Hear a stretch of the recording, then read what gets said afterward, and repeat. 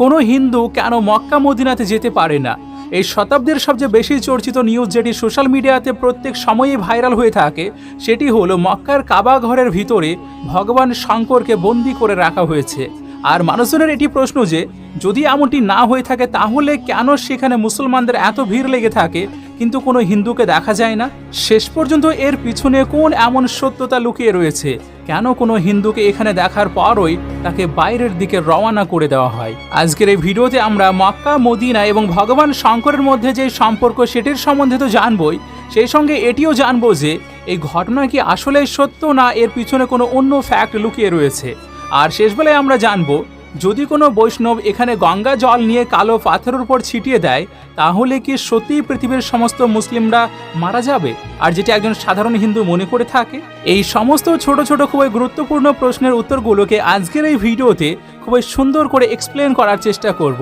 তো তার আগে আপনার কাছে ছোট্ট রিকোয়েস্ট থাকবে যে যদি আমাদের চ্যানেলে প্রথম এসে থাকেন তাহলে চ্যানেলটি অবশ্যই সাবস্ক্রাইব করে রাখুন। আর সেই সঙ্গে আপনি কমেন্টে এটিও জানাবেন যে এই পৃথিবীর সবচেয়ে পবিত্র ধর্ম কোনটি এবং তার একটি ছোট্ট কারণ। তাহলে চলুন এবার আমরা মেইন টপিকের দিকে এগিয়ে যাই। আপনি অনেকটা দীর্ঘ সময় ধরে এই নিউজকে শুনে চলেছেন যে মুসলিমরা যে কাবাকে নিজেদের সবচেয়ে পবিত্র স্থান মনে করে থাকে তার ভিতরে শিবলিঙ্গ অবস্থিত আছে। আর তো আর মুসলিমরা যে স্থানে শয়তানকে পাথর ছুঁড়ে থাকে সেই স্থানটি কোনো অন্য কিছু নয় বরং ভগবান শিবকে সেখানে সৌদি আরবের মানুষেরা কয়েদি বানিয়ে রেখেছে। আর তারা মনে করে থাকে যে যদি কোনো হিন্দু এখানে গঙ্গা জল ছিটিয়ে দিতে পারে তাহলে ভগবান শিব মুক্ত হয়ে যাবেন।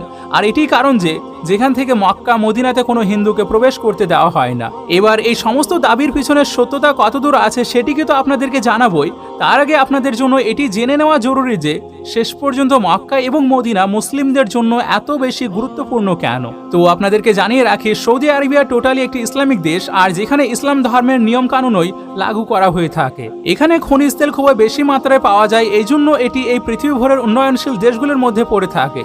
সৌদি আরবের রাজধানী রিয়াদ আর এখানকার কারেন্সি রিয়াল। কিন্তু এই দেশের রাজধানীর থেকেও বেশি প্রসিদ্ধ হলো এই দেশের দুটো শহর, একটি হলো মক্কা আর দ্বিতীয়টি হলো মদিনা।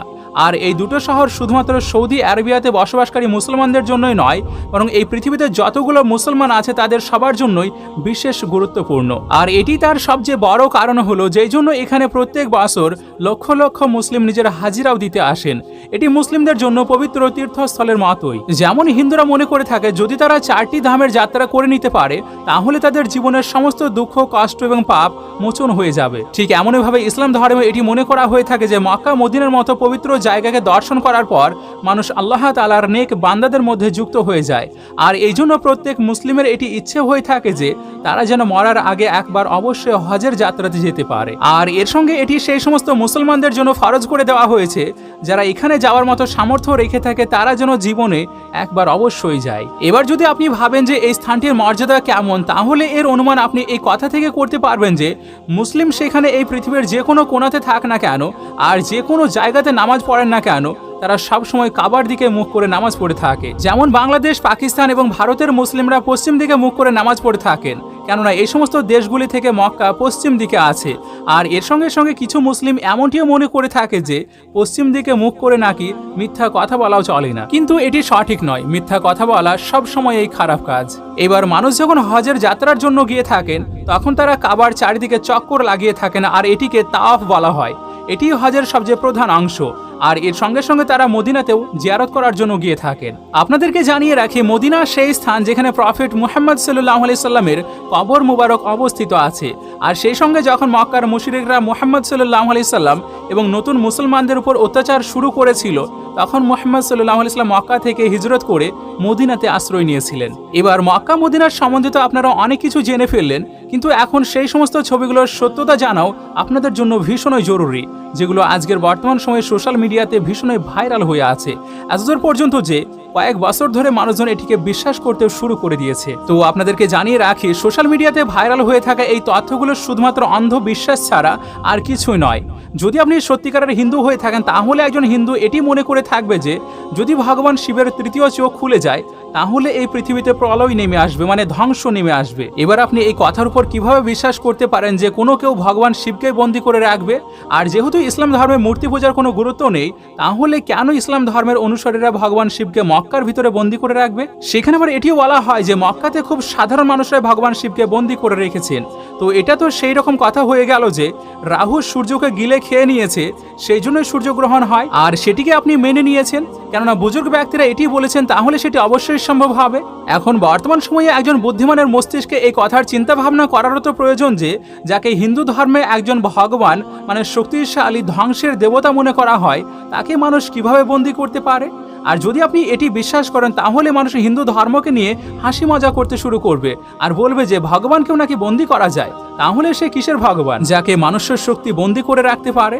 এবার হ্যাঁ, যারা এখানে শিক্ষিত হিন্দু আছেন তারা অবশ্যই এটিকে মেনে থাকেন না যে কাবার ভিতরে শিবজিকে বন্দী করে রাখা হয়েছে, কিন্তু তারা এটি ভাবে যে মক্কার কাবা ঘরের ভিতরে একটি শিবলিঙ্গ রাখা আছে। তো আপনাদেরকে এর উপরেও জানিয়ে রাখি যে এমনটি একেবারে নয়।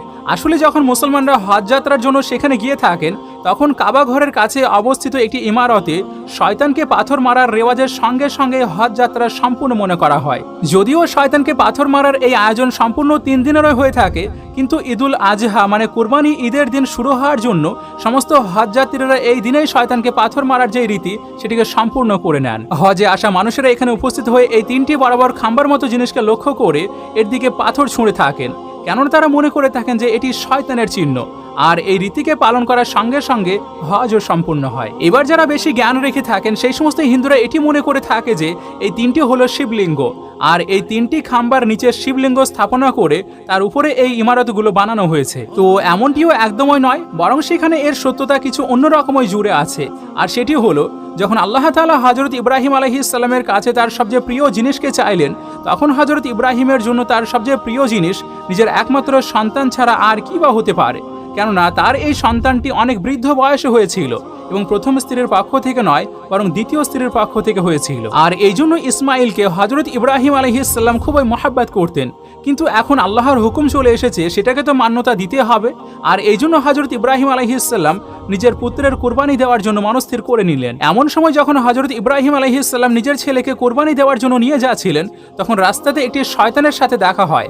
আর যে ইব্রাহিম আলাইহিস সালামকে বলল সে কেন তার এত বৃদ্ধ বয়সেও নিজের প্রিয় ছেলেকে কুরবানি দিতে চাইছে, এখন তো তার পুত্র হওয়া খুবই মুশকিল। আবার তার উপরে এই ছেলেটি অনেক বছর পর মানে বৃদ্ধ বয়সে জন্ম নিয়েছে, আর সেই তার বৃদ্ধ বয়সে সাহায্য করবে। সেই জন্য শুধুমাত্র আল্লাহর আদেশের জন্য কিভাবে ইব্রাহিম নিজের কলিজার টুকরোকে কুরবানি দিয়ে দিতে পারে। তো শয়তানের এমন কথাকে শুনে হযরত ইব্রাহিম আলাইহিস সালাম কিছুক্ষণের জন্য চিন্তায় পড়ে গেলেন। আর এমন সময়ে কুরবানি দেওয়ার যে ইরাদা সেটিও কিছু সময়ের জন্য নড়বড়ে হয়ে গেল। কিন্তু তখনই তিনি আবারও চিন্তা করলেন, না, আমি ভুল করতে যাচ্ছি। আমার সর্বপ্রথম আল্লাহর কথাকে মান্যতা দেওয়ার প্রয়োজন, যিনি আমাকে এমন বৃদ্ধ বয়সেও সন্তান দান করেছেন। সেই জন্য হযরত ইব্রাহিম আলাইহিস সালাম কুরবানি দেওয়ার জন্য চলে গেলেন। এমন সময় হযরত ইব্রাহিম আলাইহিস সালাম ভাবলেন, কুরবানি দেওয়ার সময় যেন আমার প্রিয় পুত্রের মুখের দিকে তাকিয়ে আমার মায়া না চলে আসে। আর এটি কারণ ছিল তিনি কুরবানি দেওয়ার সময় নিজের চোখে কাপড় বেঁধে নিয়েছিলেন। কিন্তু সেখানে আল্লাহ তাআলা কেমনভাবে নিজের প্রিয় দোস্তের সঙ্গে খারাপ কিছু করতে পারেন? তিনি তো শুধুমাত্র হযরত ইব্রাহিম আলাইহিস সালামের পরীক্ষা নিচ্ছিলেন, আর যেখান থেকে হযরত ইব্রাহিম আলাইহিস সালাম সম্পূর্ণভাবে পাশ হয়ে গেলেন। এই জন্য আল্লাহ তাআলা হযরত ইব্রাহিম আলাইহিস সালামের পুত্র হযরত ইসমাইলের স্থানে কুরবানি দেওয়ার জন্য একটি ভেড়াকে খাড়া করে দিলেন। আর তখন থেকে ঈদুল আজহার দিন কুরবানি দেওয়ার জন্য এই রেওয়াজ চলে আসছে। কুরবানি দেওয়ার মানে শুধু মাংস খাওয়া নয়, বরং নিজের মনের ভিতরে যে পাপ এবং নোংরা জমে আছে সেগুলিকেও তার সঙ্গে হত্যা করে ফেলা। আর এটি কারণ যখন হজযাত্রীরা জানোয়ারের কুরবানি করে নেয়, তখন তারা শয়তানকে পাথর মারার জন্য সেইখানে পৌঁছে যায় যে শয়তান হযরত ইব্রাহিম আলাইহিস সালামকে উস্কানি দিতে চেয়েছিল। আর এই পাথর মারার রীতির সঙ্গে সঙ্গে আল্লাহ তাআলার সঙ্গে এই প্রতিশ্রুতিও করে থাকে যে কোনো শয়তান তাদেরকে কখনোই পথভ্রষ্ট করতে পারবে না। সেখানে সেই শয়তান হোক পৃথিবীর বাইরের অথবা নিজের মনের ভিতরে, তারা সব সময় সত্য মন থেকে আল্লাহর ওই ইবাদত করবে। সেই জন্য হাজিরা প্রথমে বিসমিল্লাহ এবং আল্লাহু আকবার পড়ে নিয়ে একটি নির্দিষ্ট পরিমাণে পাথর ছুঁড়ে থাকে। কিন্তু যারা বড় বড় পাথর ছুঁড়ে থাকে অথবা জুতো ছুঁড়ে থাকে, তারা আসলে শয়তানের অনুসারী হয়ে যায়। তো এই জন্য এই 3টি কোনো শিবলিঙ্গ নয়, বরং এগুলো একটি সাধারণ ইমারত যেগুলোকে শয়তানের প্রতীক মনে করা হয়। আর এটির উপর পাথর বর্ষণ করে মানুষ নিজের ভিতরে যে শয়তান আছে সেগুলোকে মারার চেষ্টা করে থাকে। এবার কিছু মানুষের মস্তিষ্কে এই প্রশ্ন আসবে যে যদি এই সমস্ত কিছু মিথ্যে হয়ে থাকে, তাহলে সেখানে হিন্দুদেরকে কেন প্রবেশ করতে দেওয়া হয় না? তো এখানে সর্বপ্রথম কথা হলো, মক্কাতে শুধুমাত্র হিন্দুদেরকে নয়, বরং এই পৃথিবী ভরের সমস্ত অমুসলিমদেরও প্রবেশ নিষিদ্ধ আছে। সেখানে সে হিন্দু, শিখ, শিখ, ঈসাই, ইহুদি অথবা বৌদ্ধই হোক না কেন, যদি তারা মুসলমান না হয় তাহলে তাদেরকে কাবার ভিতরে যেতে দেওয়ার অনুমতি নেই। আর যার উদাহরণস্বরূপ ধরুন, যদি কেউ মুসলমান না হয় তাহলে তারা আল্লাহকে সত্য মনে বিশ্বাস করে না, আর যারা সত্য মন থেকে আল্লাহকে বিশ্বাস করে না তাহলে তারা কাবার ভিতরে, মানে যেটিকে আল্লাহর ঘর মনে করা হয়, সেখানে প্রবেশ করে বা কি করবে?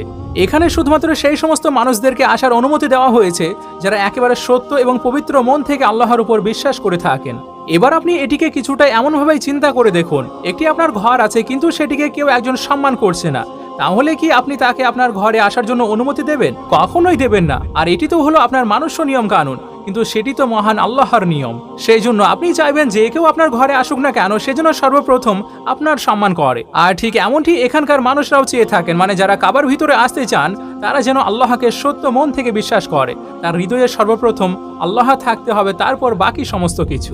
এবার সর্বশেষ প্রশ্ন যদি আপনার মস্তিষ্কে এখনো উঠে আসে, মানে যদি কোনো বৈষ্ণব গঙ্গার পানি নিয়ে গিয়ে সেই কালো পাথরের উপর ছিটিয়ে দিতে পারে তাহলে পৃথিবীর সমস্ত মুসলিমরা ধ্বংস হয়ে যাবে আর মহাদেব শঙ্করও বেরিয়ে আসতে পারবে। তাহলে দেখুন, এর সম্বন্ধে আমরা আগেও জানিয়েছি, এগুলো শুধুমাত্র মিথ্যা অপপ্রচার।